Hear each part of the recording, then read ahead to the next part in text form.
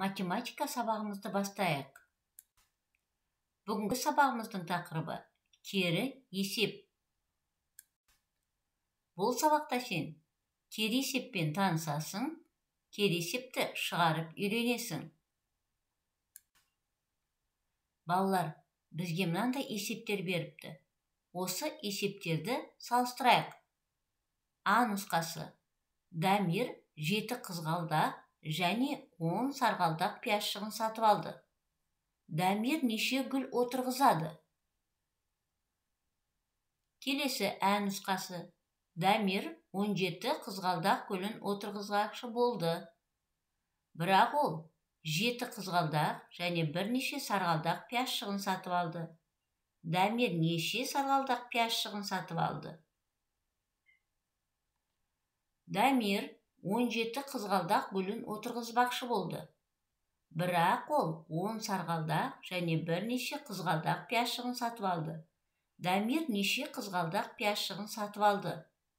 Енді балалар, бұл есептерді салыстыру үшін біз есептің қысқаша жазылуын, сызбасын сызып, есепті шығарайық. Бірінші А нұсқасында қызғалдақ 7, сарғалдақ 10. Дамирдің қанша қызғалдақ отырғызатыны белгісіз болған. Яғни барлығы белгісіз, бүтін белгісіз. Бүтінді табу үшін біз бөліктерді қосамыз. Яғни шешуі 7-ге 10-ды қосамыз, 17. Сонда жауап ол 17 қызғалдақ гүлін отырғызбақшы болды. Енді А нұсқасында қызғалдақ белгілі 7, сарғалдақ белгісіз, барлығы 17 қызғалдақ екен. Енді бізге сарғалдақты табу керек. Сарғалдақ ол белгісіз бөлік. Ал белгісіз бөлікті табу үшін бүтіннен белгілі бөлікті азайтамыз.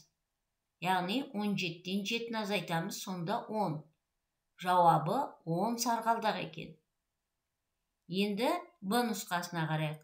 Бұл жерде қызғалдақ белгісіз, сарғалдақ 10, барлығы 17 қызғалдақ екен. Яғни белгілі бөлігіміз 10, бүтін 17, белгісіз бөлікті табу үшін біз бүтіннен бөлікті азайтамыз. Яғни шешуінде 17-тен 10-ды азайтамыз. Сонда 7 қалады. Қызғалдақ 7. Енді балалар қараңдаршы, бұлар қандай есептер? Бұлар өзара кері есептер. Себебі біріншісінде барлығы белгісіз болса, екіншісінде сарғалдақ белгісіз, үшіншісінде қызғалдақ белгісіз. Бірақ тура сол сандар қолданылған. Яғни А нұсқасы мен Б нұсқасындағы есептер А нұсқасындағы есепке кері есеп болып есептелінеді. Есіңе сақта, кез келген есепке кері есеп құрастыруға болады. Егер біреуіндегі белгілі сан екіншісінде белгісіз санға, ал екіншісіндегі белгісіз сан белгілі санға айналған болса, берілген есепке кері есеп құрастыруға болады. Енді мына ойлан тапсырмасына қарайық. Екінші есеп біріншіге кері есеп бола ма? Жанардың қалтасында 15 монета болды. Ол қалтасына тағы 4 монета салды. Жанардың қалтасында енді қанша монета болды?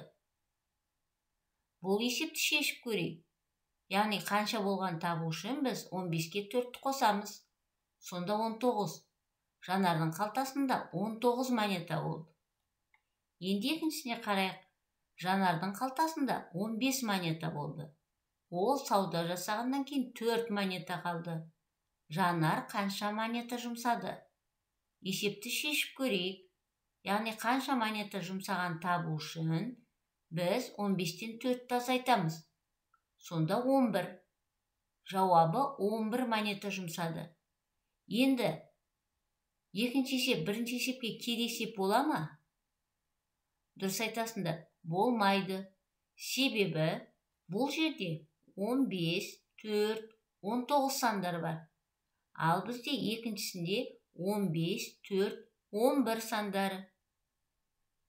Яғни біріншідегі белгісіз, екіншіде белгілі болғанымен санды кейбір нелер сәйкес келмейді.